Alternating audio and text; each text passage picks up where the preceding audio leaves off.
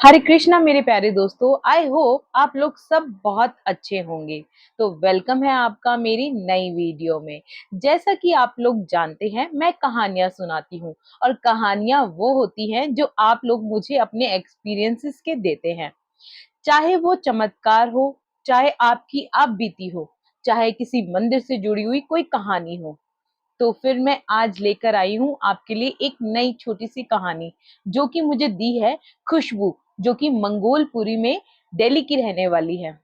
तो सुनते हैं उसकी क्या कहानी है। खुशबू जी बताती हैं कि कुछ वक्त पहले उनके जो मतलब वो एक सिंगल भाई और बहन है। उनकी मम्मी किसी हादसे में चल बसी। अब रहे थे पापा। कुछ साल पहले उनके फादर ने उनके भाई की शादी करा दी।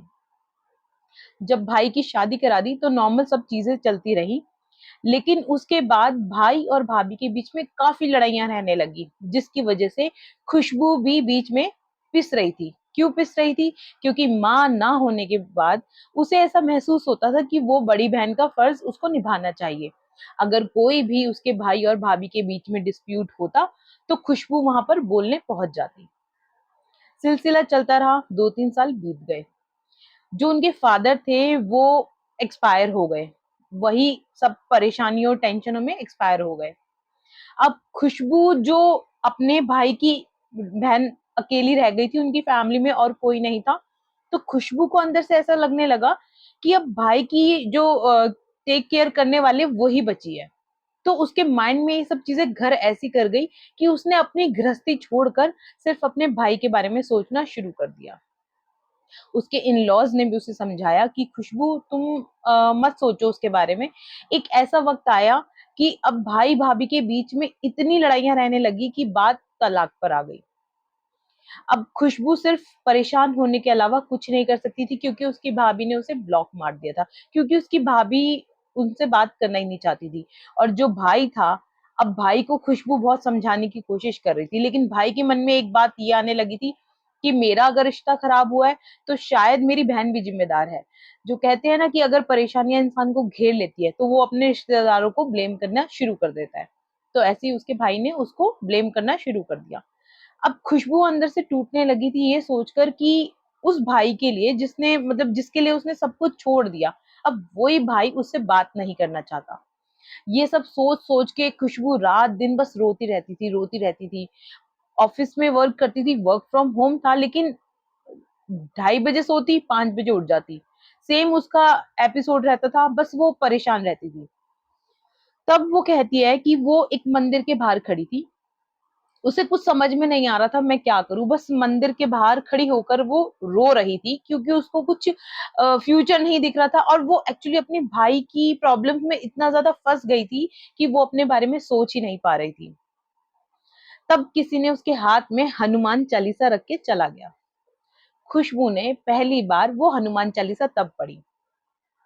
तब खुशबू को ये बात रियलाइज हुई कि दुनिया बनाने वाले को तो भगवान कहते हैं, लेकिन संकट हरने वाले को हनुमान कहते हैं।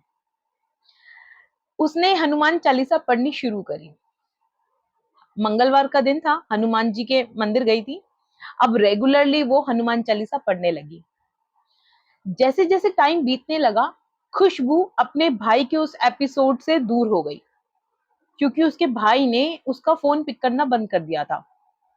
अब खुशबू हनुमान चालीसा पढ़कर अपने दिमाग को शांत कर रही थी, क्योंकि अभी जो उसके साथ प्रॉब्लम हो रही थी ना, उसे अपना दिमाग शांत करना जरूरी था। क्योंकि डॉक्टर ने उसको ये बता दिया था कि आप डिप्रेशन की तरफ जा रहे हो और इस तरह से आप बिल्कुल अपने आप को स्पॉइल कर लोगे, कोई फायदा नहीं है, क्योंकि इसके लिए कोई भी मेडिसिन काम नहीं आएगी। जब तक आप अपने आप को खुश नहीं रखोगे, कोई दवाई आपके काम नहीं आएगी। वो दिन है जिस दिन से उन्होंने हनुमान चालीसा का पाठ करना शुरू किया, मंदिर जाना शुरू किया, तिलक लगाना शुरू किया, उनकी लाइफ बदलने लगी। और देखते ही देखते वो टेंशनों के बाहर आ गई। और कुछ ही दिनों के बाद खुशबू के भाई ने अपने आप खुशबू को कॉल किया। चीजें सॉर्ट आउट हो गई। ये बातें जब बताती है खुशबू, तो हमें ऐसा लगता है, क्योंकि ये कहानियां आप ही लोग हमें हम तक पहुंचाते हैं। जब तक आप अपने एक्सपीरियंसेस दूसरों के साथ शेयर नहीं करेंगे तो दूसरों को कैसे यकीन होगा। कि क्या मिराकल्स कर सकती है एक हनुमान चालीसा। सिर्फ पढ़ने मात्र से आपकी लाइफ की आधी टेंशन दूर हो जाती है। तो देर ना करते हुए, आज है मंगलवार, आप भी शुरू कीजिए हनुमान चालीसा और भगवान के ऊपर अपनी टेंशन छोड़ दीजिए। दुनिया बनाने वाले को इतनी फिक्र तो होगी आपकी कि आपके बारे में कुछ ना कुछ सोच रखा होगा। वीडियो अच्छी लगे तो फ्रेंड्स के साथ जरूर शेयर कीजिए और जुड़े रहने के लिए हमें सब्सक्राइब करना ना भूलिए।